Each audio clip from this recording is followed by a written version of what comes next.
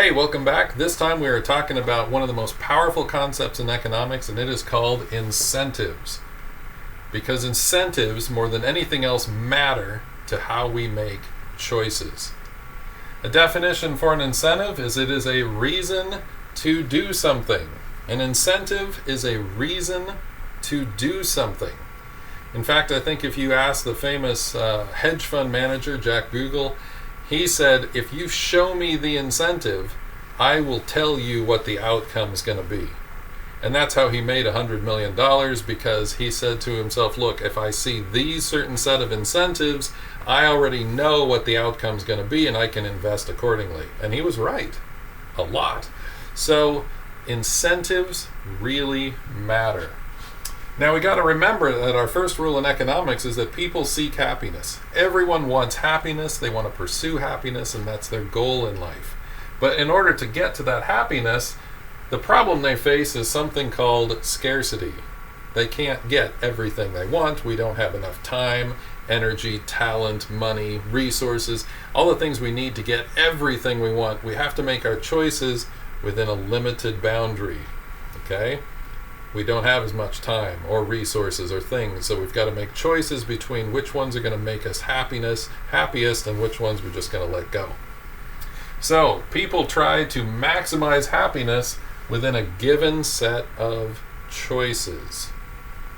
Okay, people will change their behavior if incentives change. If the incentives change on how people do things, they will change and make different choices.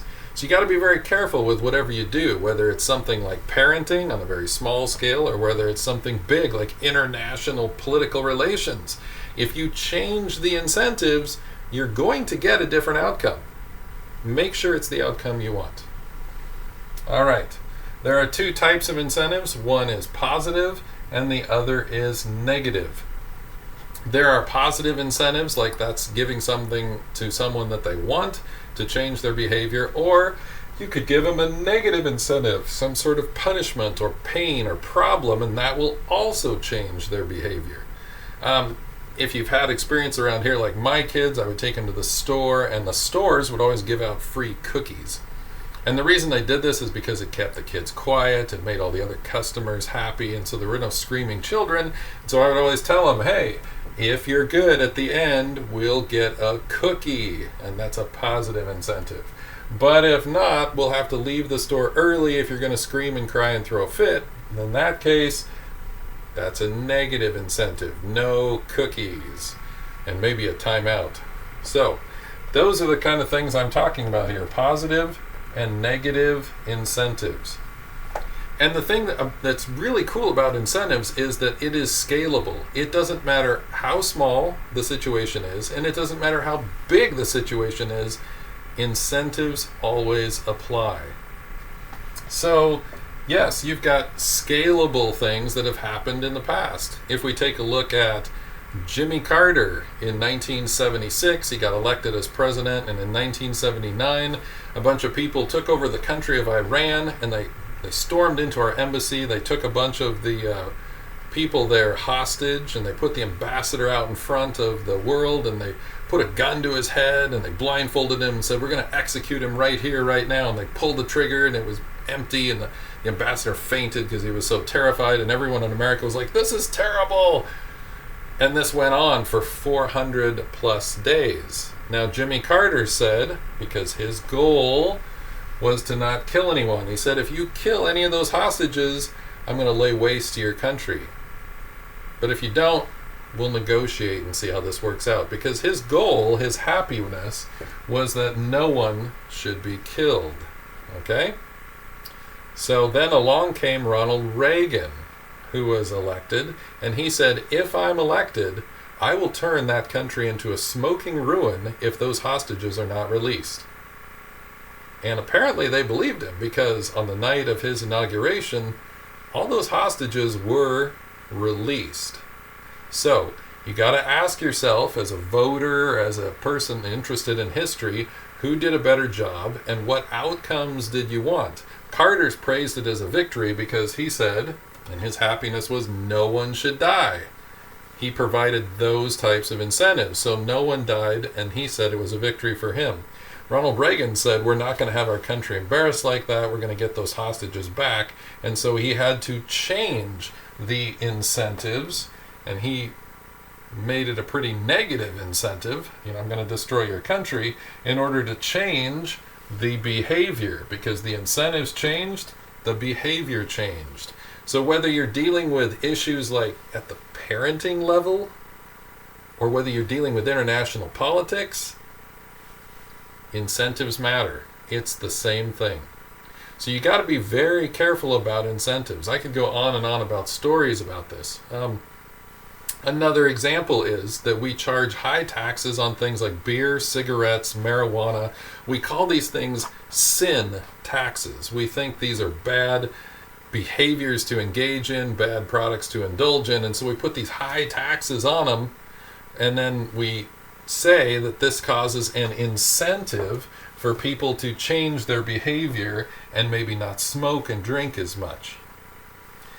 It's interesting, though, that the same people will also advocate very high taxes on income. And I ask them, I say, wait a minute, if it works over there, what you're really telling people is, I don't want you to work because I'm going to put really high taxes on income. And if you tax income very hard, people are going to say, well, why should I work?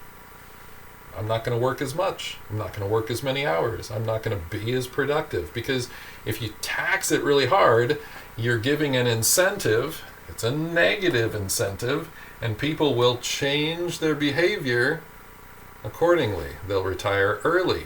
They'll leave the country and move their business somewhere else.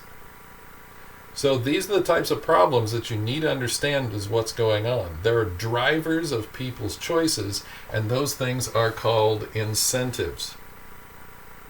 So those are positive incentives, those are negative incentives, and sometimes you will get differing opinions about how that's going to work, but ultimately the proof is in the pudding. Like, what is the result when you take this action? There is one other thing that is rather interesting, and the state of Oregon actually is my example here. They had a SIM and a CAM. I don't know if you've ever heard of those. Most students haven't. This stood for Certificate of Initial Mastery and Certificate of Advanced Mastery. The state of Oregon was going to change the whole graduation system in high school and how that worked by offering these different certificates. Up through 10th grade, you got a certificate of initial mastery, and up through 12th grade, you got a certificate of advanced mastery. And I think they spent, $12 billion sending people out to promote this, doing all kinds of marketing, trying to persuade people to change and all these kind of things. And it turns out that it never really took off, because the state of Oregon failed in the most fundamental concept. What are the incentives? One of these speakers came to my class. It was senior, it was years ago, and there was a kid who never really participated in anything. He came and he slept the whole time, and he was totally disinterested. And the speaker presented all this SIM and CAM information, and at the end, this kid who had never asked me a question raised his hand. He says, "Do I need this to graduate?" And the presenter said, "Well, no, but we'd love to hope that you would maybe do this because it's the right thing to do." And the kid said, he raised his hand again, he goes, "Do I need this to get a job?" And the person up front said, "No, but we really wish that employers would just, take this on as something that's a positive influence in people's lives so that they can show their mastery of certain subjects." And the kid raised his hand again. I was surprised. And he said, "Do I need this to get into college?" And he said, "No, but, we're really hoping colleges will just, adopt this in the future, and it just comes organically to be something that everyone just believes in." And the kid said, "Okay, I got it." And he just head back down. And the presenter looked at me and said, "Are you going to do anything here?" And I'm like, the kid's kind of right. You've got no incentives backing this up. It's all a lot of talk. And it turned out that's all it really was. Okay? So we wasted a lot of money. I mean, a lot of money went into trying to change this, and it had no proper incentives. And if you look at the state of Oregon, you're going to see we don't do so well in education among the 50 states. We're kind of at the bottom. Okay, so that's part of the problem. There are positive incentives and negative incentives that might work one way or the other, and you can argue about those, but there's a third choice, which is to have no incentives, and that never works. No matter how many times you say, wish this would happen, good feelings, I hope this will just become something, it's meaningless. It makes no sense in reality. Because reality is you have to have reasons to do something. This wish to have no reason is really a catastrophe. Okay? There was a big study done by the University of Chicago, so they're one of the premier economic schools. We're going to talk about them later. And so they said, you know what, here's our proposal to change education. And they got a grant for $1 million. They went to the lowest performing school in Chicago. It was a high school. And they said, this is the new incentive plan. We want to see how much this is going to affect things. If you get an A for this trimester, we're going to pay you $500. So every kid that got an A in every class would get $500 if they got an A. For you guys on a trimester, that means you would earn $2,500 this trimester if you got straight A's. If you got a B, you got $400. If you got a C, you got $300. If you got a D, you got only $100. And if you got an F, there was nothing. So there was no negative incentive here. There are only positive incentives. And they said, let's let this go and see what happens. And all the kids were very well informed, and this is what they were striving for. And it turned out that 80% of the kids raised their grades by 1 grade point. So if they were a 2.0 before, they became a 3.0. If they were a 3.0, but they became a 4.0. It was a highly effective way of changing people's behavior. It turned out that maybe the most important thing to education is having the proper incentives. So what would motivate you? Which was very interesting in their study, and it turned out that 80% or thereabout improved their grade point significantly. 10% did not improve their grade point because they could not read in the first place and they had no way of improving themselves. So that was an interesting takeaway.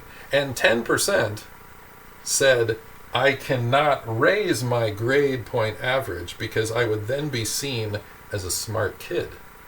I base my lifestyle around the idea that I'm the bad guy.